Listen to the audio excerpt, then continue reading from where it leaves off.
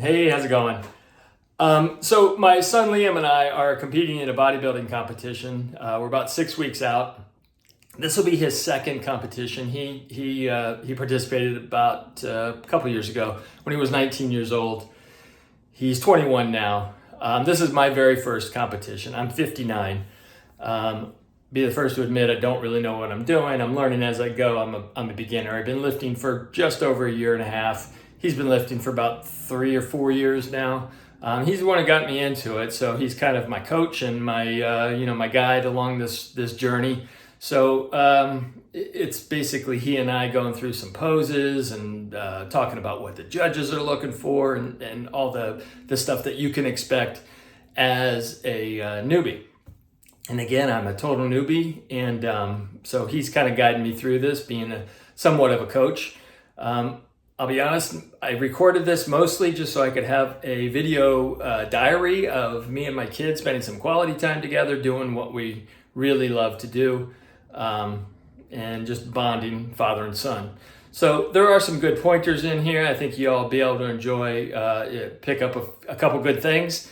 And keep following along because I'm going to document this journey, and I'm going to be stepping on stage in about 6 weeks.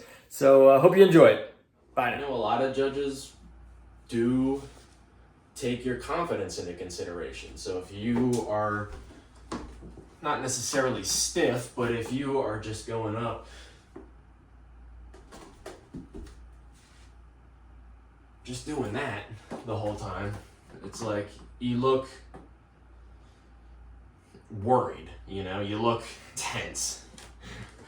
I've never done this before, so. Well, I know, that's what I'm saying, but Don't worry about. also being confident in your movement is also really big, because if I'm there and I front double, and even if I have smooth leg work into this, if I'm sitting there and I'm doing that, it's fine, versus a front double, smiling face, smooth arm movement.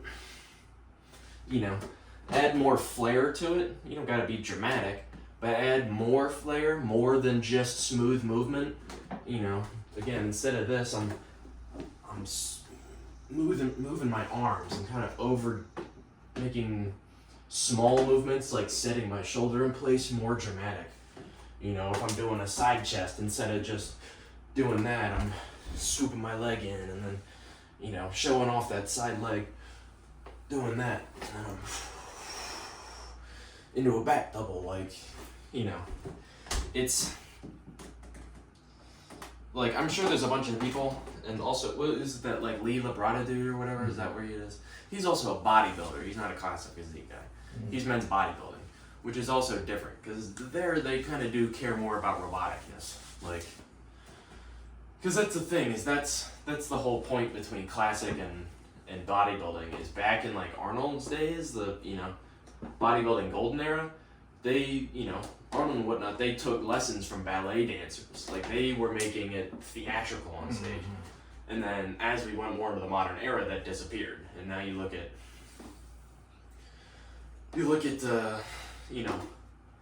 modern Olympia bodybuilders, and it's like it's just robot into each move, because that's all they care about is size.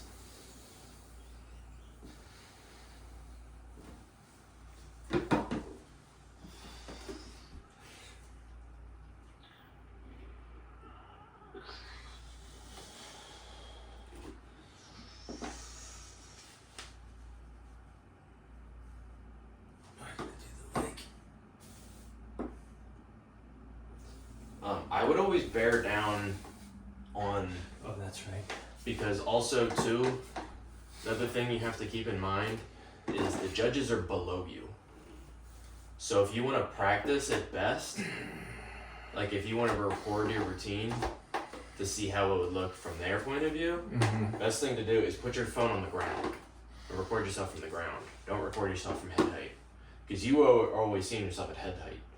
If you put your phone on the ground, you're looking at it through a judge point of view, because you're going to be on the stage and they're going to be sitting on the floor in chairs. Like I would put my phone like this, like literally on the ground because they're gonna be at your feet level. They're gonna be like eye line with the actual floor, which a lot of people don't realize, and it can create some problems on your routine. Because a lot of people practice for head on, but you're not doing it head on.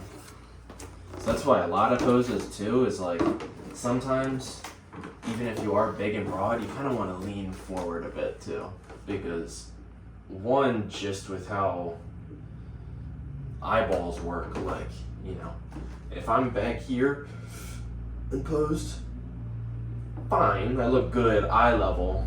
To them, their vision coming from the bottom up makes my upper body look smaller, right? So if I'm back here versus if I'm back here, it looks stupid to you, but to them, like, I've just doubled the mass of my upper body.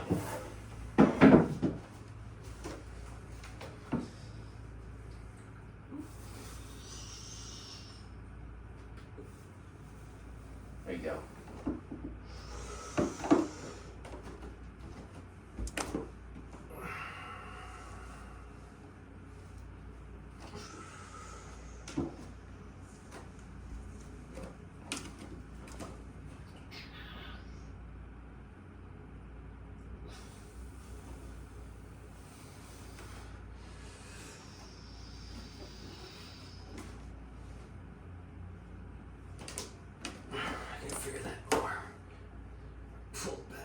There you go. That looks good. That looks really good. Your tricep also gets real big when you press it against your lat like that. And come forward. You do double bicep again. So you can do an inflated bicep, you could do an abs bicep, you could do one of them, you could do one of them. Then I'll do that. So come in with side tricep. There you go.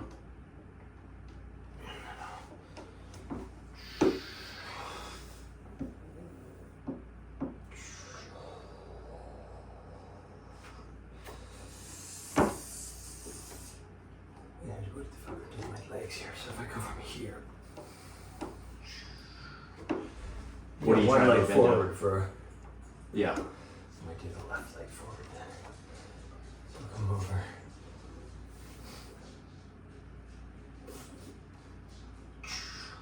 So from here, swing it back.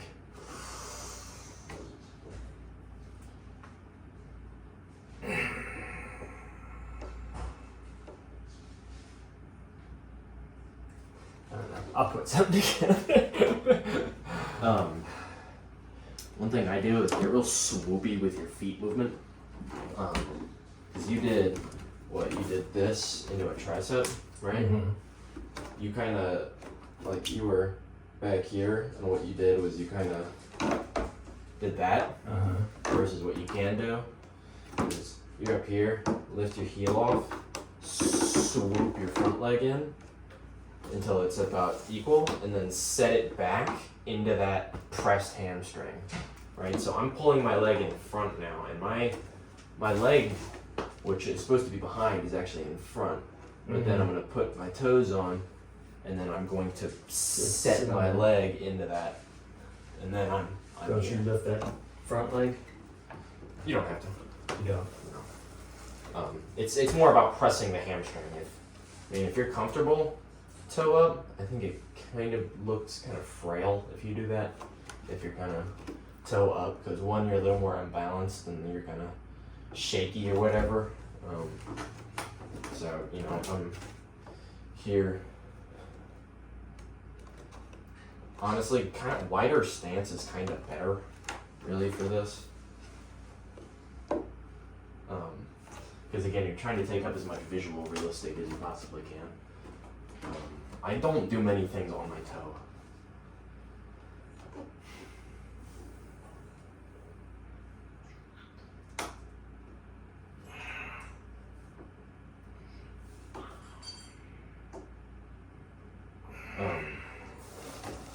But yeah, just get swoopy with it too, and you don't have to stay in a box. box the whole time. You want to stay mainly center stage. You don't want your routine to have you end up shifting left the whole way. Yeah.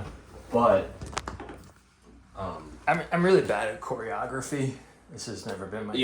Yeah, it's definitely tough to learn for the first time. I'm gonna just kind of stick with the basics.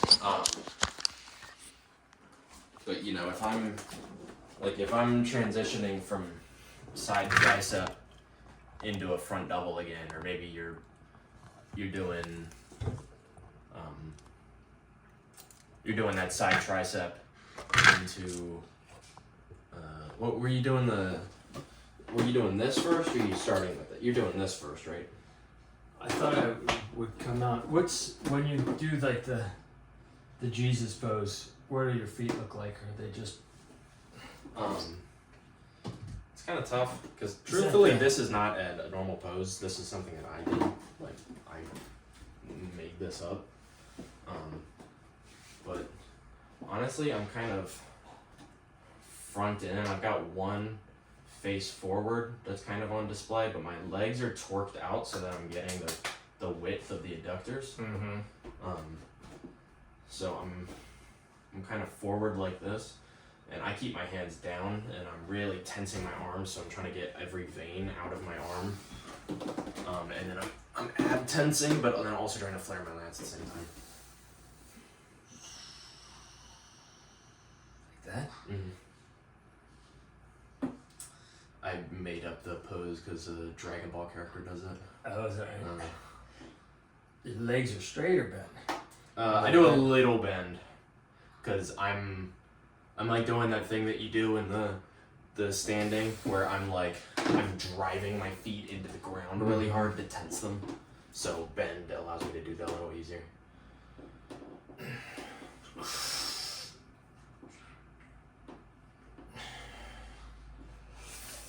I cannot do that hollow out. I can't do it either.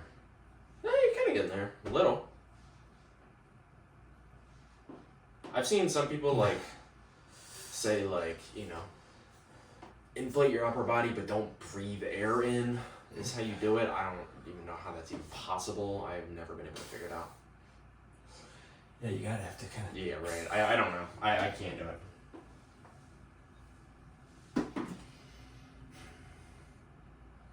If you really don't feel confident about that, you can do an ab-focused one. Shrinks you a bit more, but if you really feel just not confident about your stomach area, it's not the worst idea ever. Yeah, I don't know. It's like I don't have the skinniest waist in the world. So, I don't know, but it's that... Wow, that's sucking in. Right now, yeah, that's sucking in. It's hard.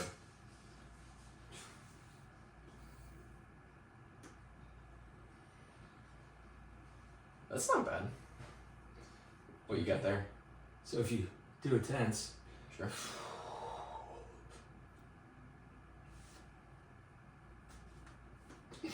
I can still feel my abs are still sloped in there.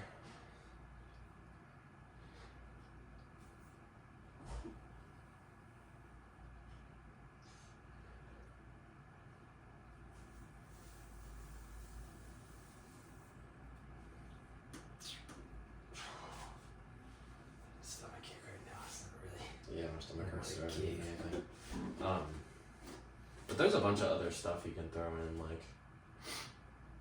you gotta find poses you like, but then also you can't skimp on certain poses too, because it's you never show your back off. You didn't do anything back related. I didn't see his back at all. I didn't see his legs at all. I know, I'm just saying. I would totally do it back, because I think my back is... I think your back is definitely one of your better attributes. Yeah.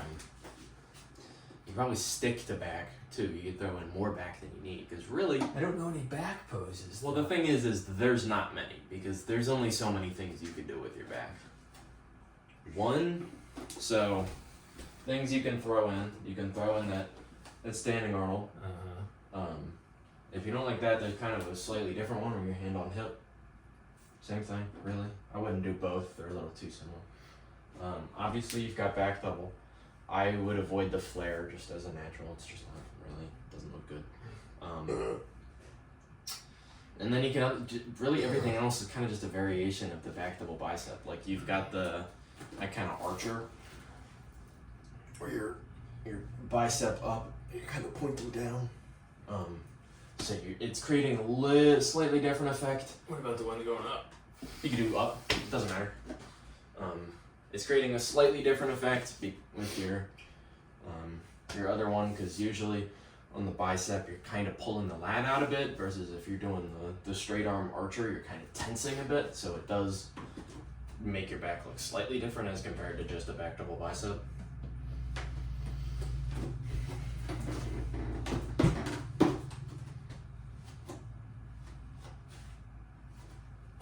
Bend into it, so we would want to have right foot forward. Are you doing the Arnold again, or? Like, do you twist? You don't have to. You could do it like just back on, like a normal back double. So hips square to the stage. There you go. That looks good. Like you can do it up or down. I think they both look pretty similar. Maybe up, because if you plan on doing the Arnold twist, then arrow up might be your better bet. Just because it looks different, you know. Right. Because if you know.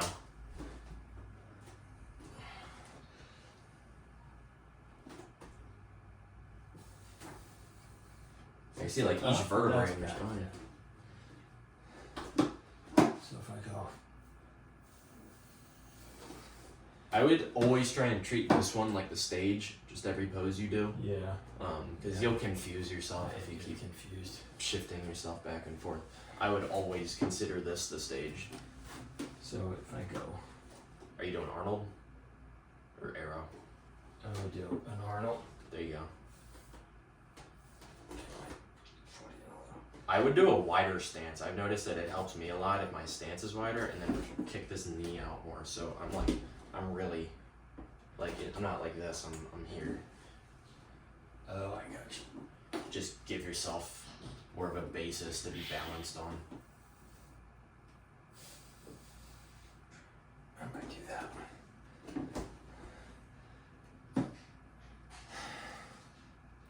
If I do this, you don't want to go straight into it.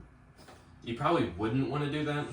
I would throw something else in there. So like if this is stage, you know, you're into your Arnold, and maybe pull your foot forward into a side tricep or something, and then slide that left foot back, twist into either your arrow or back double.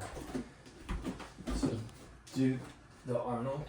Sure. And then right foot, slide your right foot back towards your left foot and do a front pose. What kind of front? Anything, whatever you want. Right? Shimmy over here a little bit so you have space. And then you're here, or you're doing whatever. Then slide the left foot behind you into a spin. So you're taking this and you're rotating. Slide, back pose. I got you. So if I go,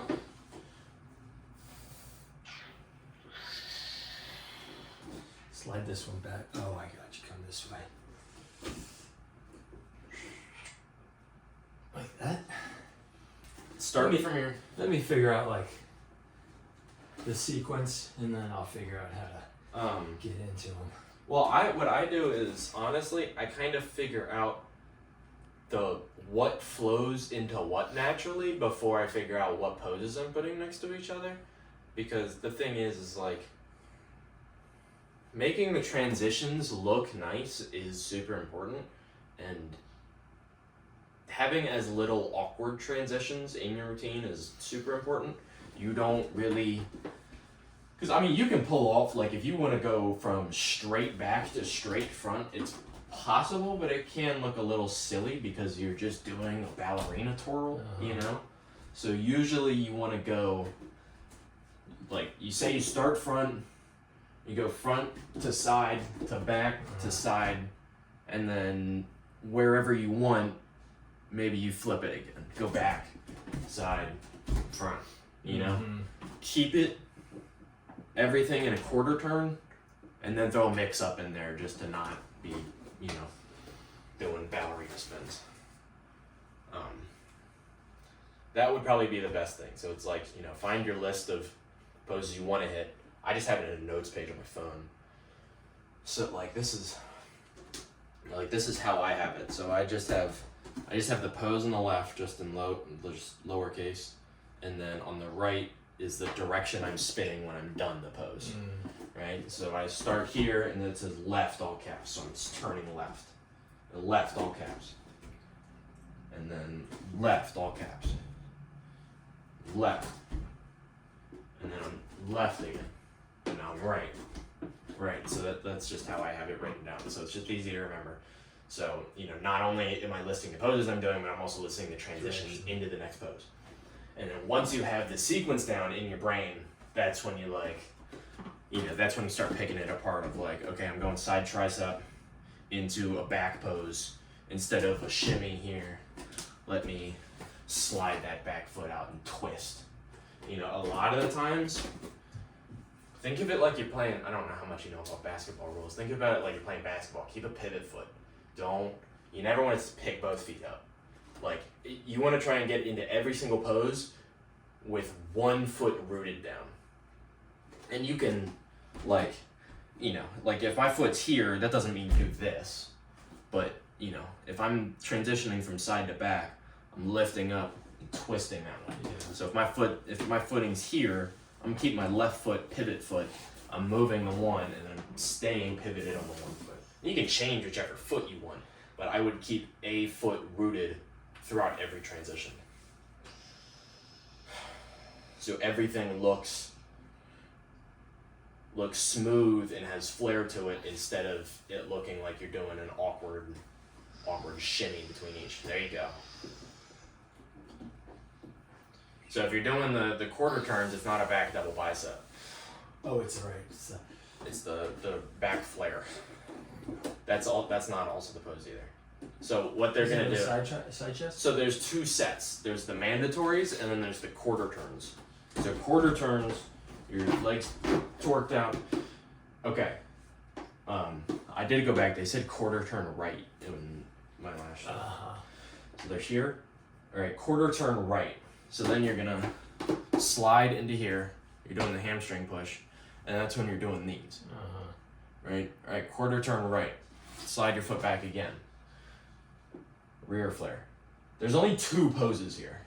Right. Just two sides of it. It's two sides of this. So you're doing this one. You're doing this one, and then you're doing this on the front, and you're doing the exact same pose back here. So there's two poses for the quarter turns. That's the mandatory? So those are quarter turns. I'm pretty sure that happens first. Okay. And it should happen in the exact same time that mandatories are, but they're never going to call them mixed. They're never going to say quarter turn right and then front double bicep. The mandatories stay with the mandatories and the quarter turns stay with the quarter turns. Right? So what they're going to do is you're going to go on stage. And the second you get on stage, you get on that line, you're in this. You don't show up on stage like this. You're in this. And they're going to start you with the quarter turns. Quarter turn, quarter turn, quarter turn, quarter turn. And they'll spin you however many times they want. And eventually they'll bring you back to front. And then they'll say, front double bicep. Boom. Okay, and then they'll say side chest. And you can do whatever, like side chest or whatever they say like that, you can do it any way you want. You can do, if you're confident on this side, you can do this side. If you're confident on this side, you can do this side. The sides of the mandatories do not matter. Okay. They're not going to tell you a direction to turn. They're just going to say a pose. They just say side chest. Yes. So, but the thing is they're going to do the quarter turns and they're going to bring you back to front, and then they're going to say, it's almost always going to start with the front double bicep. And they're going to say front double. And then once you kick into the front double, you're done with the quarter turns. It's a dead stop there. You're always starting with quarter turns. They're going to do that however many times they feel. Second that front double hits, you're done with quarter turns. No more quarter turns. And then every time after that, you're just listening what pose are they saying. Right? But they're going to probably tell you to turn. No. They don't tell you to turn. No, I get it. But they'll be like, you do all your poses and then you come back to the... Yeah. And then they'll be like front double bicep. And then they'll say side chest. Yeah. Then they'll say back double bicep. Yeah, you're still gonna be turning, Right. but they're not gonna say the terms. They're just gonna say the poses. Gotcha. So that's the thing too. Is also learning transitions with those is important as well, because they're not always gonna make it smooth. They might take you from a rear double to a front double, and that can be awkward. You don't really got a ton for that. Right. But usually they're gonna have you do at least one complete spin before they just start throwing random ones at you. Usually what it's gonna be is it's gonna be front double, side chest, back double, and then you return to front, abs and thighs. Favorite classic pose, whatever you want. And then they might say rear double. You're front on right now, so you might not have a smooth transition into this. So that one, it's a little more acceptable to just kind of shimmy in because it's just awkward. That's when they're throwing the randoms at you. They could say rear double, front double, rear double. They can just do whatever they want at that point. They're usually going to have you do one spin of the 4 mandatories and then your favorite classic pose. And then after that, they're just going to throw whatever they feel like at you. Okay. Because at that point, they're looking at individual people. And they're like, I like this dude. This dude's got a good back. Let's see how it compares to this dude's back. Okay, rear double. And they're looking at this dude. And looking at this dude. This guy's better. And also the thing is too, is they'll have you swap places in the middle of this. Yeah.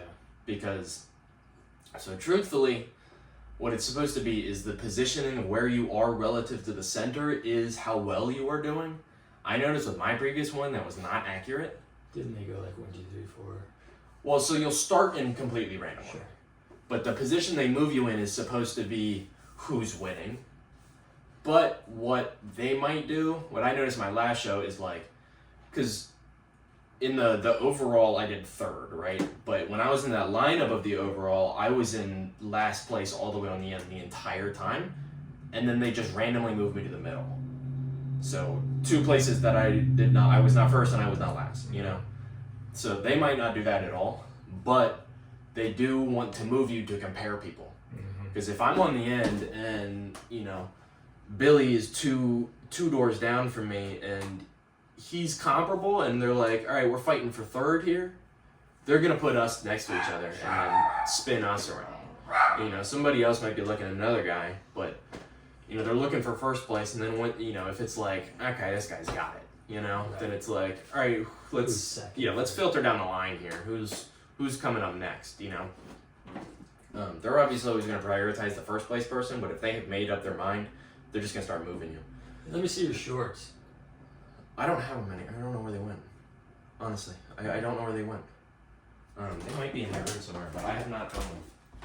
I've been looking on them online. I don't want those little G-stringy, like... So you can't do that, actually.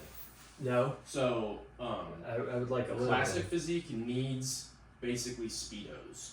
You need equivalently a Speedo. Yeah. And you can get a little tight with it, but that's also depending on how much glute you want to show. I wouldn't really attempt to show glute unless you get crazy lean where your glute you can see the muscle in your glutes. But if you wear one of those thin ones, you'll be disqualified. Mm-hmm. That's a bodybuilding short. Essentially you're wearing a Speedo, so you got kind of like about as thick as my waistband here is like where your hips are really, is about as thin as you can get on your hips. Yeah, I've seen them where it's like 2.5 inches wide. Yeah, that's about reasonable. Yeah, that seems reasonable to me. I don't like those little G-string. Yeah, you can't wear that. That's against the rules in classic. I don't want to wear that. So. Let me see your shorts if you can find them. I'll see if I can.